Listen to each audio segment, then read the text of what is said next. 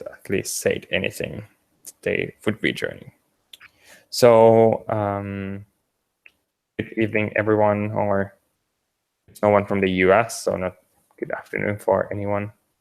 I will send a link. So the first thing, actually, there is a link already. It's on my previous message, which is for the user personas document. It's in the end of this doc, the personas work. So there is a lot of different kind of work in the beginning of this file, but in the very end, there is a section called personas. And we are working on this because of we felt like there was a little bit of confusion on the user stories sheet about what the exact user roles are that we are building this this new demo for. And we felt like a lot of these things has been discussed already. Most of it has been discussed already beforehand, but haven't been documented that well. So now we've made a little bit of effort to try to document all of that. And because now it's all documented, maybe we can just go through what we've documented. So we all are on the same page of where we are. So we've separated the user roles into two different main groups. So we have the non-technical user roles and we have the technical user roles that we expect are existing. So the non-technical user roles, we felt like pretty confident that this list would be close to being complete. Because this one has been discussed quite a lot. However, the technical part we didn't manage to finish today, so it's a little bit more incomplete. But maybe we can get it complete.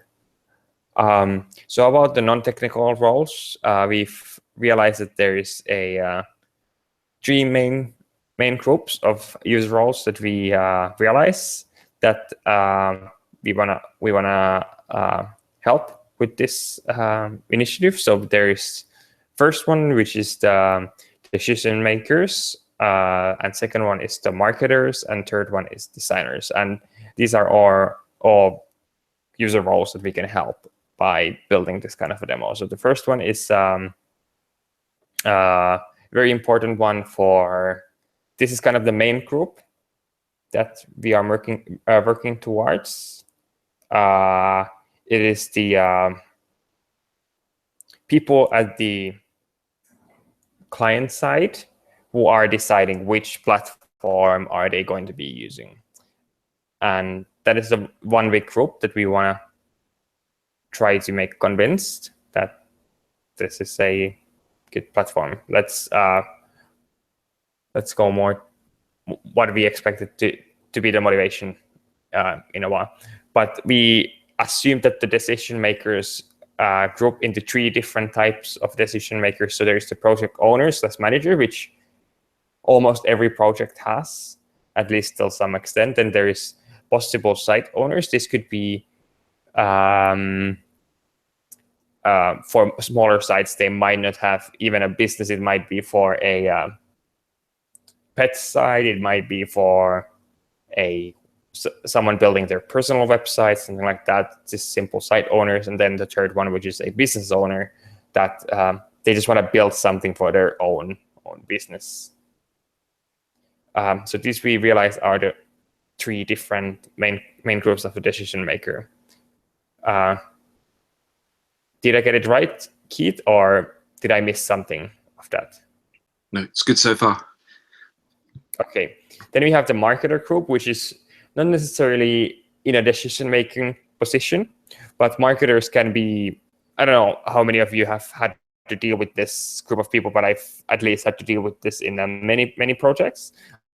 And it's kind of really making a decision, but the client might have someone who is responsible for marketing, and they are able to affect the decision making if they think something is better than another from the marketing perspective.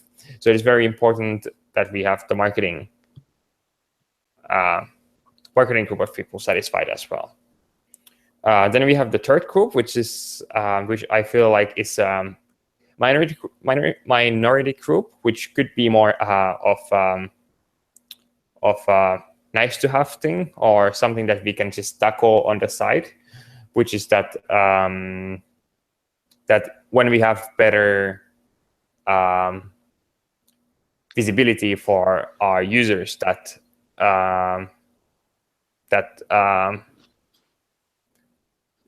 Drupal supports great design, it is easier to get the designers on the client side convinced that Drupal is a good platform, but also as a contributor, it's easier to get more designers involved in the community once the design is more evolved. So the likely motivations of, by the way, any comments at this point? So these are the different roles that we expected that there are of the non-technical users. Yeah, for me, marketers, I mean, I agree on everything. And for me, marketers, all the times I found them, they were especially worried for SEO and this kind of stuff, online marketing stuff. Yeah, that's actually a very good point. What I think we don't actually even have. Yeah. We don't have anything about that. But it could be also another technical role then. Yeah. It's not necessarily a non-technical role. Yeah. But that's a very good point, that the marketer role points can be also that they require some specific features. Yeah. But any other comments? No. Okay. Only that we discussed this from the perspective, perhaps, of it's the bias that often these sorts of personas might approach that decision-making process with. So, obviously, things like preferred platform might feed into it in terms of, for example, hosting. That's something we've come across. If a business is over in the Windows camp, and familiarity, that's the big one. Just familiarity, what users are used to, and that instant, and that's why the designer role is in there as well. Is just the fact that so often a decision can be made purely on the perception of a capability of a system based on how it looks. Yeah. So unless we have any further points, I'm going to proceed. So we have the likely motivations of these roles. So we've figured out that big part of the evaluation would be just simply the ease of use of the system. Big part of that would be also just ensuring the capability that something can be built. Kind of part of that is what Lee has been also saying, that so what we right now have in Drupal core is that we just simply, when user installs Drupal, we just simply show them a pile of Lego blocks, Lego bricks.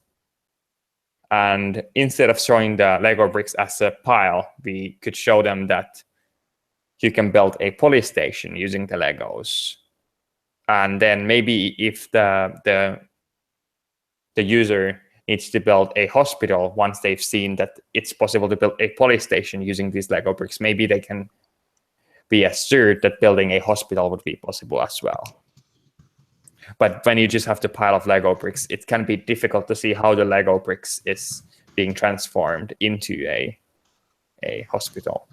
It's also the same as like no one who is trying to sell a newly built house or building shows them like the stones or the bricks or the wood that they are going to use to build the house. They will show pictures and they will show how the building looks like, not something that the user can relate to, not exactly what are the building tools that they are going to be using. Like the user doesn't care what kind of hammer the company has. But in general, it's a lot about just the assurance for decision making.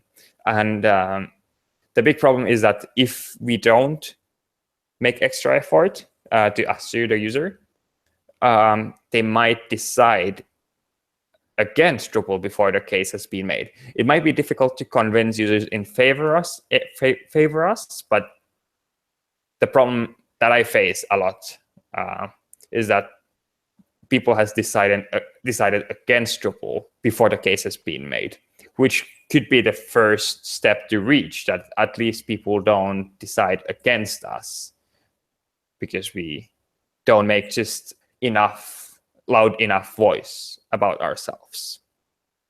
Another one idea. Yeah. As I say, Larry, I think that feeds in with where we were just leaving off with the bit that we were getting a little bit stuck on, which is the whole thing of Drupal 8 being all new, and starting to build up a whole message story, presentation, if you like, of Drupal 8 and riding on that. It's time to take a look again. Yeah, and one of the likely motivations could be also community and support. Is this what we are going to be choosing? Be supported over the time? Might it be possible to be done through the UI?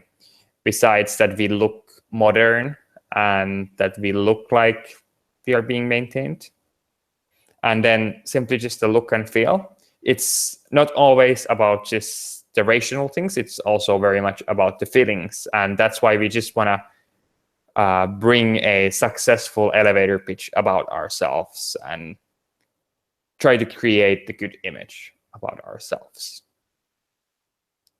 And about that, it's also very much about just trying to avoid showing them the blank canvas, that we want to kind of show them all the time the amazing things that is possible to be built using this tool, instead of showing the blank canvas, the Lego bricks, the tools that we have, instead of showing that it's possible to build these things. We can highlight that we have this police station, and it was built using these bricks, and you can use them to build something else. But if you just show the bricks, it might not be the best way of communicating that. That's pretty much the non-technical user roles that we have. Is there any other comments that you might have? Do you agree or do you disagree? Or in general, I agree. I mean, I don't have any special comments. I agree in most of the stuff. Okay.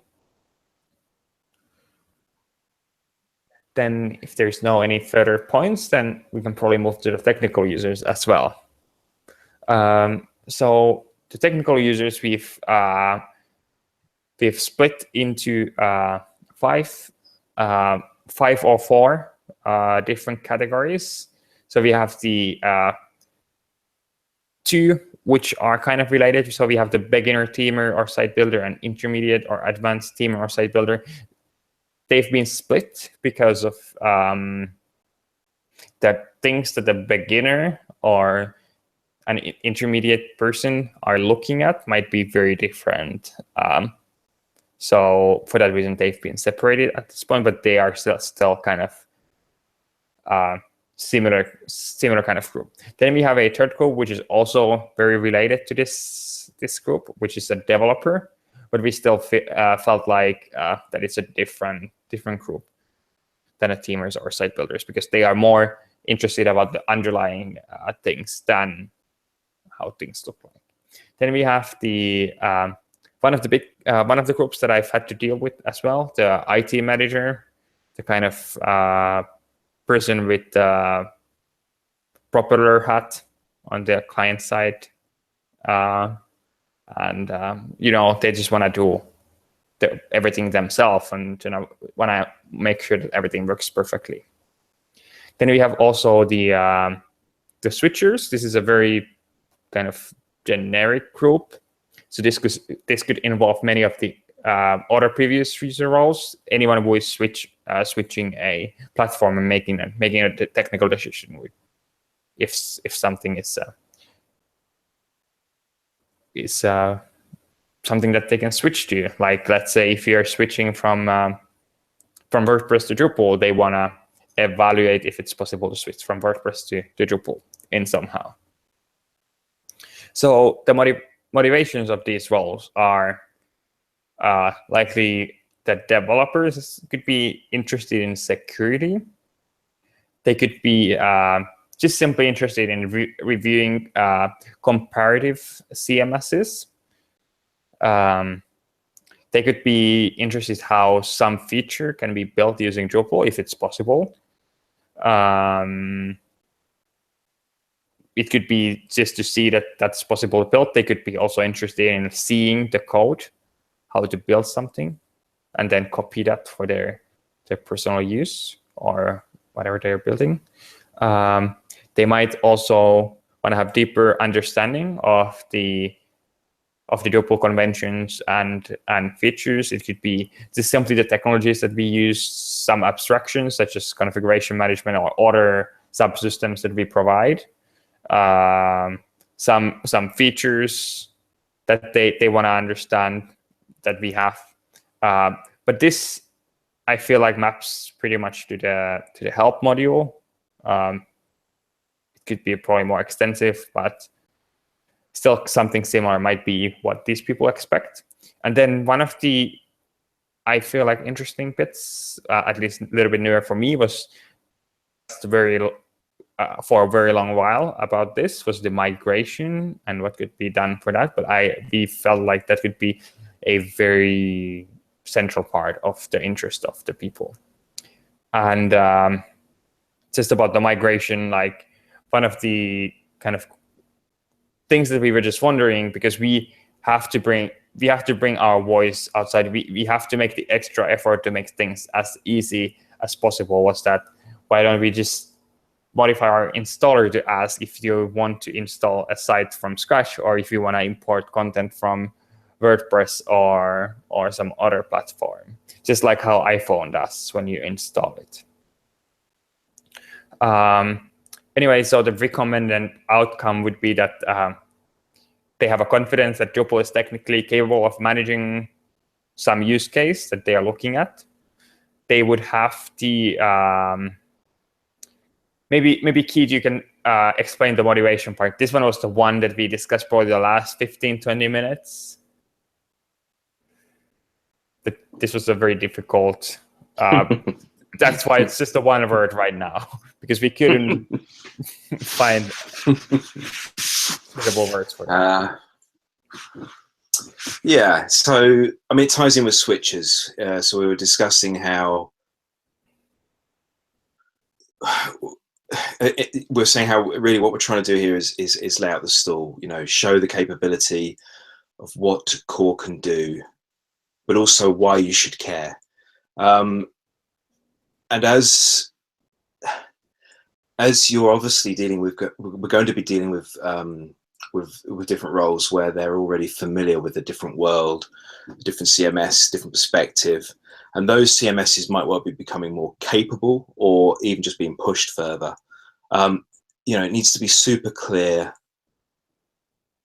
why those users should consider actually changing their world. I mean, that's effectively what we were saying, wasn't it, Larry? Yeah. We're saying we were talking about how Drupal 8 has really taken a completely new direction. It's built on Symfony. It's got these core fundamental features they're kind of behind the scenes. They are under the hood.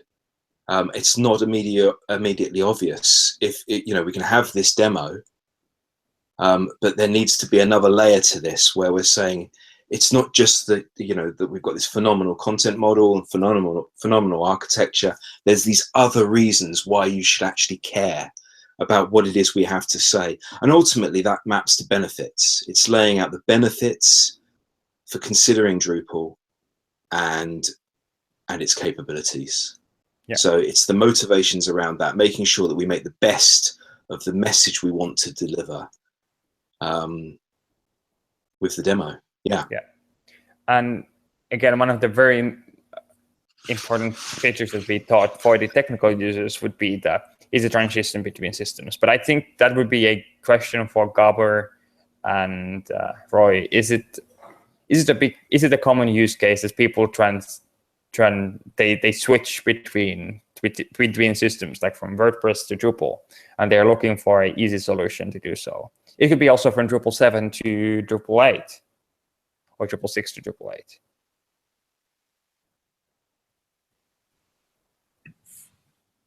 Yeah, it's not clear to me how is that related to this, or how we could enable that more. Yeah, that doesn't seem like something to focus on here. Yeah, it's like it's like what Keith said. Like it's the underlying stuff, and I would, for now, would consider that a link to some page on Drupal.org where we explain that, maybe for those who want to know more. I think the demo should focus on showcasing Drupal. Yes, but maybe that's not really the question you were asking. Yeah. So the question I was asking was that if someone is switching from WordPress to Drupal, one thing we can do, and one thing that is important to do, is to showcase Drupal in general. But one of the questions they might have that we thought would be that how easy it is to transition between WordPress and Drupal, or Drupal 6 and Drupal 8, or some other one. And like, no matter how fancy theme or no matter how great default content we have, if we can't convince them that it's easy to transition between their existing platform to Drupal, everything that we've done might be useless. Yeah, and at the same time, since we're doing this inside an experimental profile where we should not be encouraging people to actually use the demo itself, this may not be the right place to talk about that in that sense. As in, how easy it is to get started with Drupal. But don't use this. Yeah. Yeah, it could be also I would say make it as cool. Make this so cool that people will be inspired and they want to cross that mountain, or they want to cross that river. So yeah, we have to I think we should focus on making the grass greener on our side, and I mean, the road to that greener side will be different for everybody. Yeah, so it's scope creep at this point. Yes, I think so. Okay, yeah, that's fair enough, and that's good that someone is pointing that out. Is there any other comments from you or from Gabor? Any other things that might be out of scope?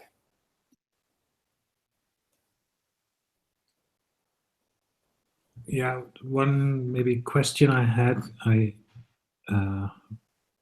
probably missed the first bit of the discussion, but about the persona work, are you thinking about Drupal roles or persona and how they are served with this demo? These are not persona for the actual food magazine, right? These are persona for the people using the demo. Yes. Okay. On that front, I would say pick 3 max, just to get clarity on finding a place to start. Because if we want to do something for and the backend developer and the front-end developer and the site builder and the beginner and the expert, it will be hard to pick something and start. Just about the size of the different user roles and how important different user roles. Do you have any suggestions? Which ones would be the ones that we should prioritize? So one of them I feel like is obvious one because we've discussed it so much before, is the decision maker user persona. Yeah. But after that, it's not as obvious because there's a lot of user roles that we could decide to prioritize. Well, one of the what I was thinking about is that we are we're using Drupal in a user interface setting, so it's not necessarily the best place to start for a developer. So I think the site builder and maybe even content creator, but yeah, comes at the very least come before backend developers who are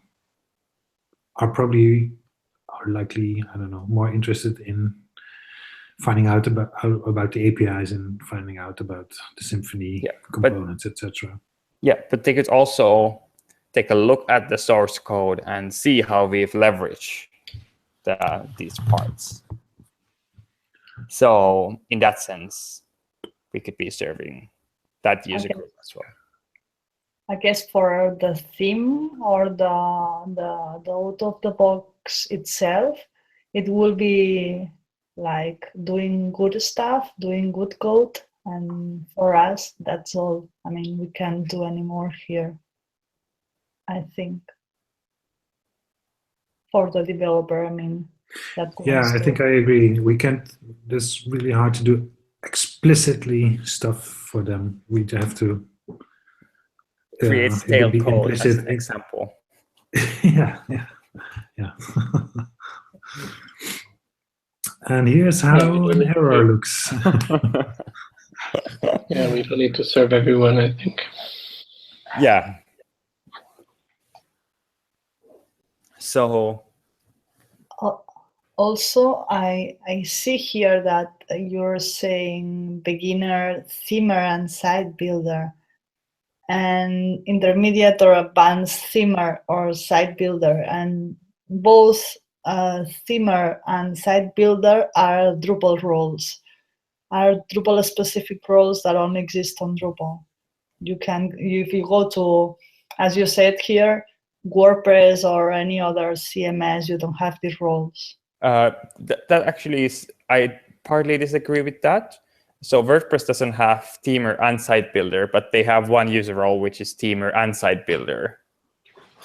And that very much applies to, as far as I understand, to many other CMSs as well, that they have a combined, kind of like a UI builder person. Exactly, then it should be another name. I mean, because we are thinking a lot in Drupal here. And we are talking about outside Drupal. Yeah. No, I don't know which is the best name, but I think using themer or site builder is limiting a little bit. Yeah. So the problem is that that's called front-end developer, but people don't understand it as that role. Then.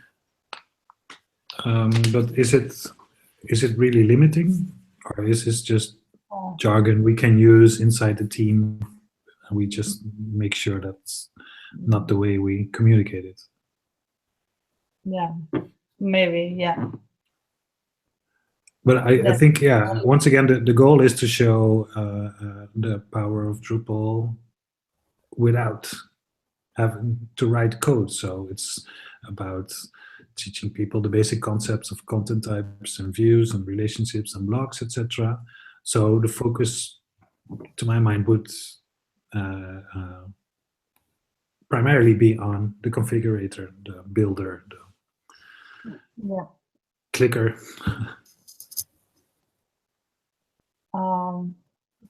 Builder. Yeah. The builder. Yeah. I don't think the word is a problem. You're right.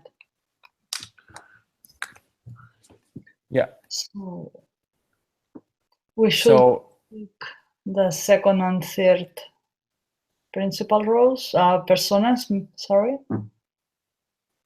We should choose. So I think Roy was suggesting the teamer / site builder role, the one who is building the UIs. Mm-hmm. Yeah. And I would probably say the content creation part should be should follow from that, because the builder will be configuring things that she may be using herself because she set up a site for herself, but it could also be that she's configured something that another person or a team of persons will use to actually use and create content in. I think if we can show that with Drupal building blocks and in the UI, you can create really nice results, and you can then safely hand those off to people and give them a login and pass so that they can start creating content. I think then we're making a good pitch for what Drupal can do, right? Yeah. So I added the content creator and the non-technical roles. Makes sense.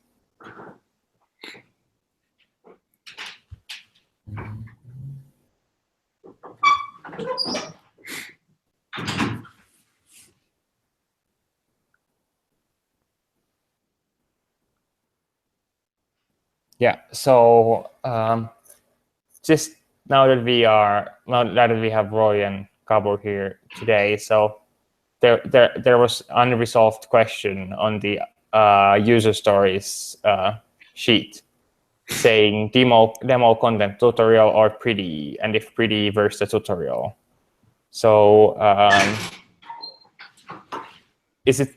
So are we still discussing if this is a tutorial or demo?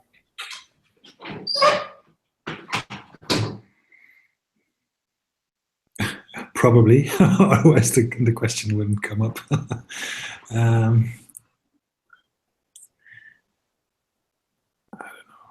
I don't know. There's also another. I don't want this to be a non-answer, but it shouldn't be too much of an either/or. It should be a pretty thing that you can learn from. Yeah. So there is also another very good point, which is what are the next steps after playing with the demo? Delete the whole thing and start over, start modifying to mold it into your own project. Mm-hmm. And this one I realized last week is that if we have the experimental modules installed by the experimental installation profile, and it's experimental module gets removed from Drupal core, it will break people's sites if they've built something on top of that.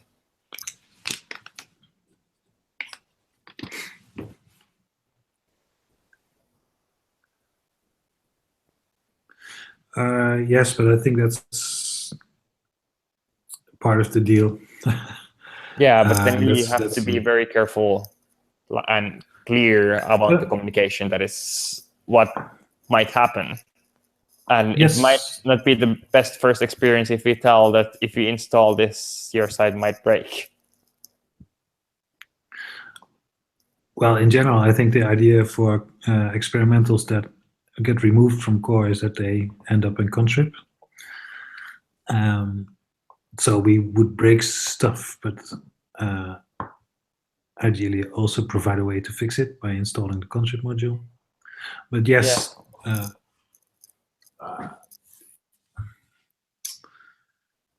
Yeah, it doesn't have to be necessarily just that module gets removed. No, but no, they I also know this. It's an make a lot of example. PC but- breaks. So that was the Yeah. most fatal type of break that I could think of. Yeah. So do we immediately want to include the use of experimental modules as well, or is that in a later phase? So let me check. I feel like there was at least one. Yes, there is one user story which is about, as a content author, I want to have different layouts or displays so that I can see how I can show contents or pages in different ways, which is given the priority tree. Yeah. So there's at least one feature which requires enabling experimental modules at this point. But as far as I know, this one is the only one. Mm-hmm. So if it would be willing to make sacrifice on that feature, then we wouldn't have to solve this problem right now. We could make it later.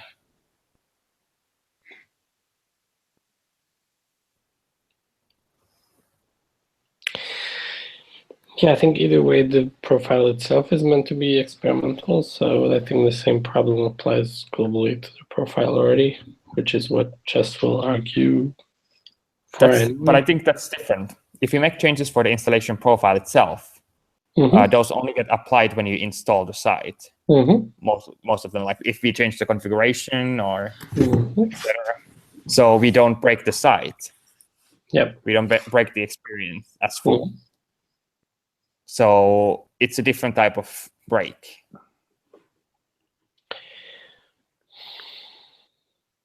It might be a PC break in the sense that if you reinstall your site, that your stuff doesn't work anymore. But it's more advanced use case already. Yeah. And then you're definitely doing something wrong because like you are trusting that your site is built correctly after reinstalling it using this installation profile. But if we may make changes to templates that were there before, I mean, if we have an experimental profile with a theme that is also experimental, I guess, then they can make changes to the templates or CSS or whatever that's also not backwards compatible and could also break if there are existing sites using it, which we don't intend there will be, but you never know. Like there could be a dependency from the templates or CSS to a specific configuration. Yep. Yeah. So I think it applies to even our own stuff. It doesn't even need to reach out to external things other than what we do in this initiative. So I think that people need to understand that it's experimental, and regardless of whether it depends on other experimentals or not, it's experimental, so it may change. Yeah, so whether it's a tutorial or a pretty demo, I think that the main underlying message is that this is a throwaway experiment, and we have to be pretty clear about that. I mean, this is your first prototype. This is my first Drupal. Be prepared to throw it away. It's a hard message to get right, I think, but that is that within that we have that also gives us the room to experiment, right? To really experiment and to show off things. So it's same with the demo versus tutorial. It's finding the right balance with getting people excited about what they can do, but not so much that they want to keep what they did here. I don't know.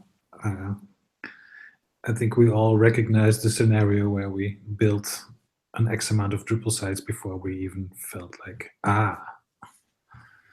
this is how it works. And we want to shorten that, but or we want to reduce that number of tries you have to do. Sorry, I'm babbling. I'm not giving an answer. But Yeah, but I think we agree that this is going to be experimental, no matter if we, even if we wouldn't enable any experimental modules, we still want to mark this as experimental. And yeah, that sounds good, because it makes things simple for us, and it allows us to evolve even after releasing something. Yeah. And if and let's not limit ourselves to only stable right now. Yeah. So let's proceed to the next topic. This needs some more work, and after that, we probably just so we built a short documentation around these 3 user roles, and then it will be shorter than this one and easier to process. The next thing that I have listed on the list of things to discuss was the content model and plan for creating that, which is on the sandbox at the moment. It includes the previous plan for the farmers market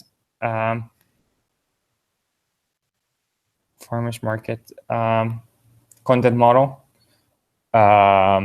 So I was planning that during the next week we could work to create the rough content model on main level. Then I could split that into issues, and then we could discuss any specifics of those different content types in the issue queue. Does that sound good? Any suggestions how we could improve that?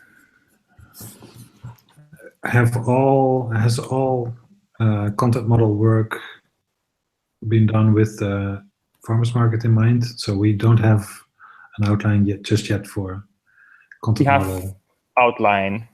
I sent a link for that.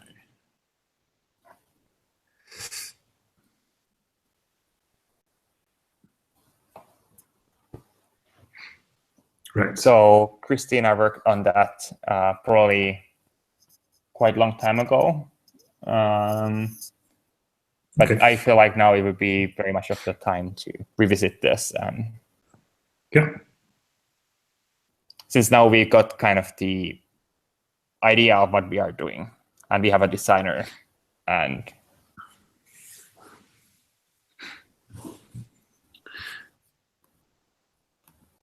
Right. So, Keith, I think you've reviewed other food mags that do this, at least design-wise. Did you also take notes on what you suspected is the underlying content model? More or less, yeah. The main thing is just many of them repeat the pattern of articles versus recipes, versus obviously profiles Of obviously the chefs or okay, yeah. So that was came up in conversation before about mapping that to sort of almost like a the team almost, obviously not labeled that, and in terms of the wireframes work we were doing around that, which obviously came down from the farmers market work that we were previously doing, we also had the idea of user contributed recipes, possibility of comments against that. So it was the main thing was the relationship between there being authors of a set of articles, articles belonging to all important, I suppose the most important thing here is, especially with the food thing, is the whole taxonomy opportunities to show off taxonomy, filtering and views. That then crosses across both articles and recipes. So there's a nice divide there between two types of content that there's the opportunity to play with if we want to.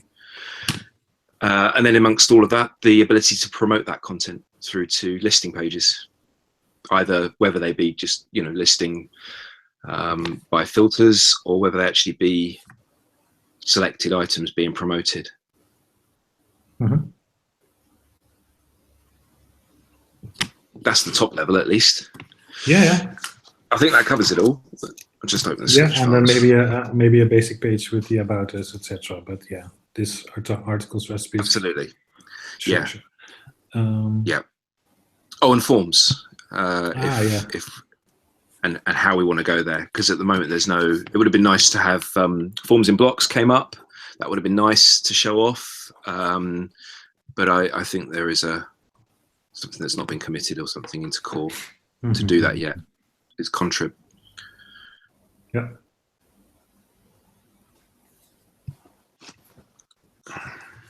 So have you had a chance to look at the current content model that we have, Keith? Yes. I'm just trying to read and make sense if this incorporates what you just said. If this, and I must admit I didn't make any major edits to it. In terms of direction, I don't think I was on the call the week this was produced. yeah. So yeah, it would be great if we could get this on the top level at least, right? So then we could just create the issues and create and discuss the details of this. And then we could even start figuring out like how are we actually going to implement this.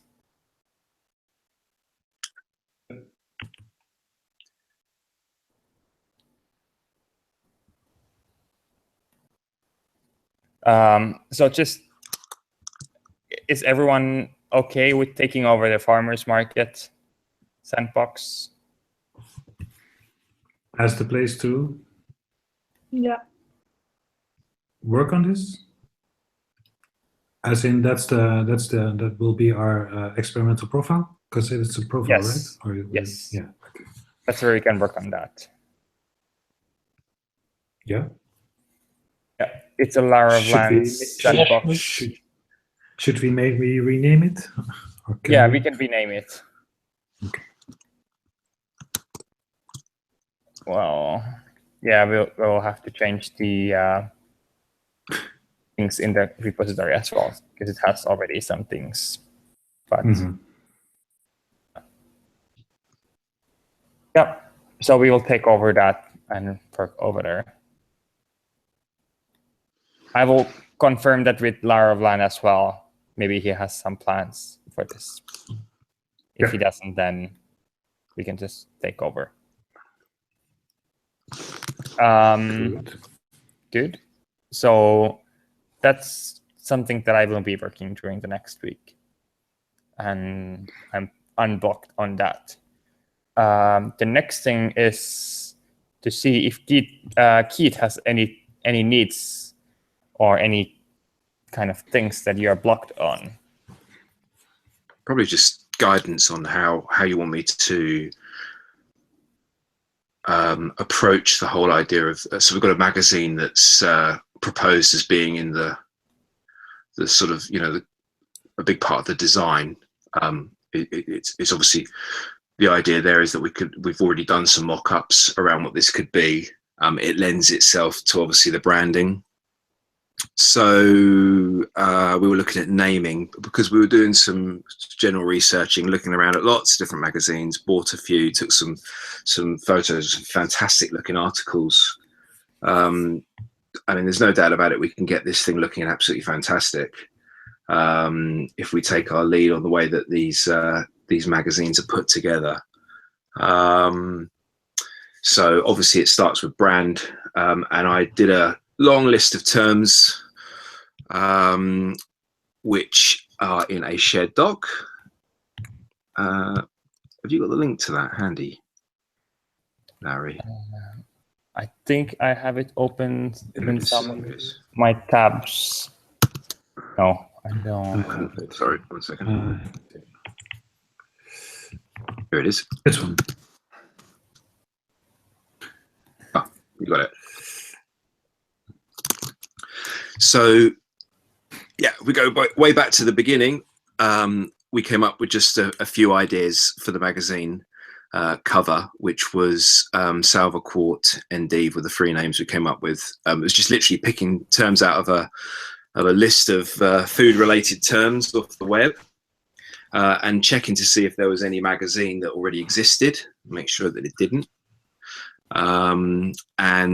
We just, for the sake of the initial kind of prototype sketches, we used Salva. Went with Salva, and I mocked up a front for the magazine on that. But it was really just opening it up and posing that question rather than just obviously ploughing on. What do we want to name the magazine? Therefore, what do we want to name the scenario? You know, what brand do we want to give it? And I noticed if you just do a search on Google for food magazine, everything is just called food something food. Good food, food to love. Just everything has just lays it on the line. It's food. So it's whether we wanted to follow that pattern, move away from this idea of just a term that relates and can be styled nicely, or whether we want to spell it out clearly. And so we just put a couple of suggestions for names at the top of this doc. Tasty.com is available for $3 million. Oh, good.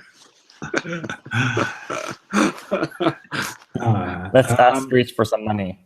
Yeah.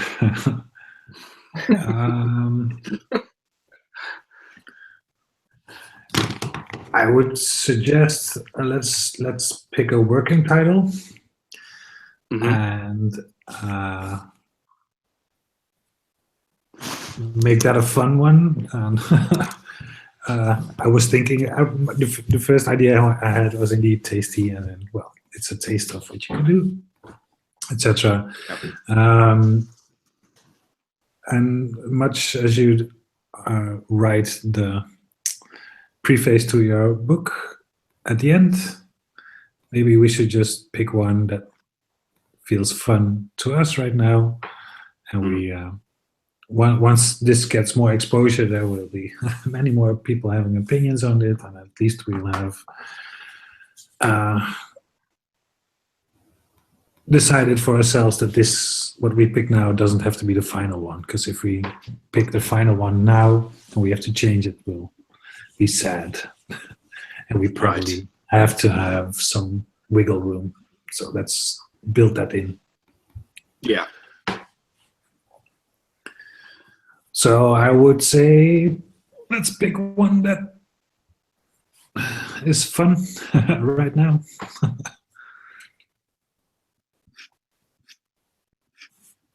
Umami.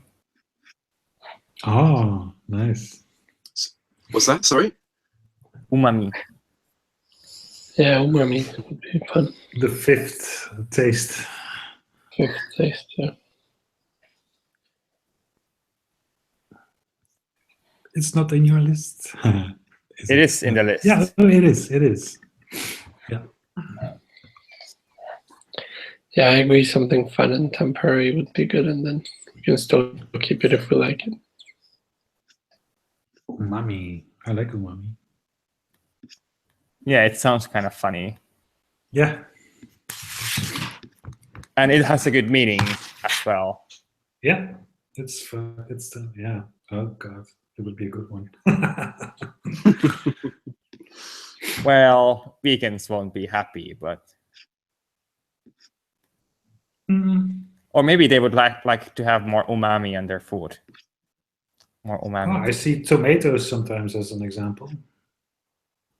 Yeah, could be. Yeah, could be.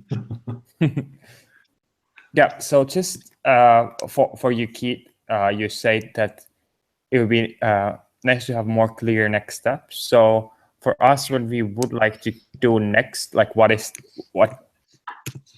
the outcome that we want to have next, is to have some kind of the brand and the design principles and values written down. Yeah. And some page concepts around those. And after that, we have those finished. We want to have the public feedback phase for the community about those. Yeah. So at that point, it would be nice to have some kind of a name. It can be just the working title. Working title is fine. And probably the page concepts that we've built earlier can be used as a base for this. We don't have to start from scratch. Yeah. But you just have to figure out first the design principles and values, and then make sure that those incorporate what we've decided on that. Yeah.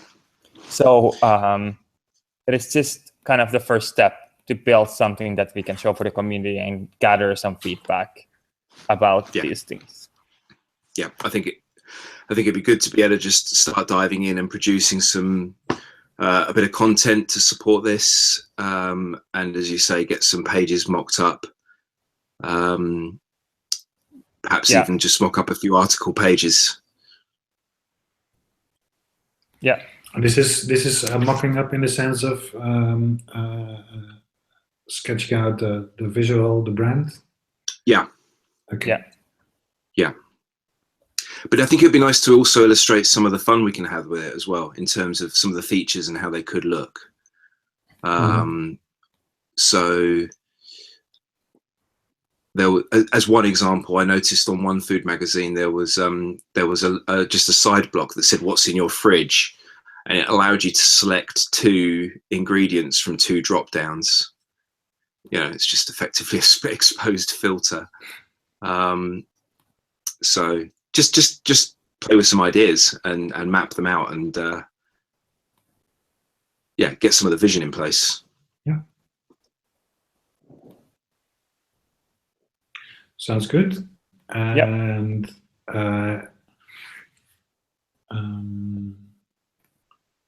so in parallel, Larry, you will check out.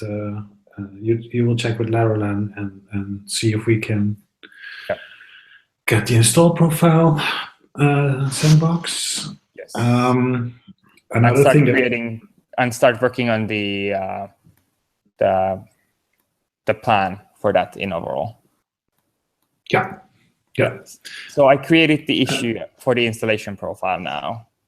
Yes. And I will be working on top of that as well. There is a lot of issues that I found in Drupal.org that can be useful already for this. Yeah. So I will be linking and also deleting probably some other issues that I found. So we'll be working on that. Okay. Yeah, and I think of all the other core committers here, it's Alex Pott you want to be talking to about architecture and stuff, because he's the most eager to get this working, because he wants this to work as a framework thing as well. And another thing that we can start in parallel, I guess, and that's also what we already mentioned, is the content model. But I was thinking we could also start prototyping some wireframes, right? And some clickable high-level wireframes, just to get an idea of the minimal viable sitemap of what could be in the demo. So we've already got an idea of how many. Okay.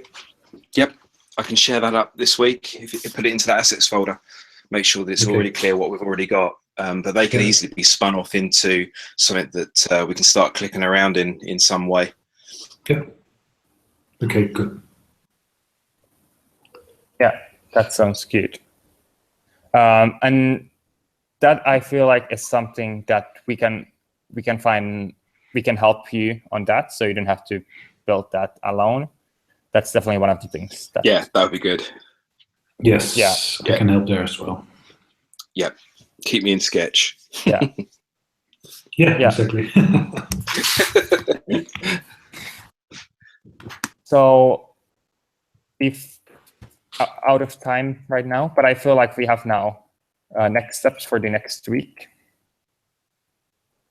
So thank you, everyone, and see you next week. If you have any further questions, don't hesitate to reach out to me on Slack. I'm more available now since I'm closer to the time zones of the US and Europe both Okay. now. So I'm actually working at the same time kind of as others. Good. Yes. Yeah, same here. It doesn't have to be a meeting to talk to each other about stuff. So Yes. Yeah. Likewise. Yeah. Okay. Thank Bye. you. All right. Bye-bye. Bye. Bye.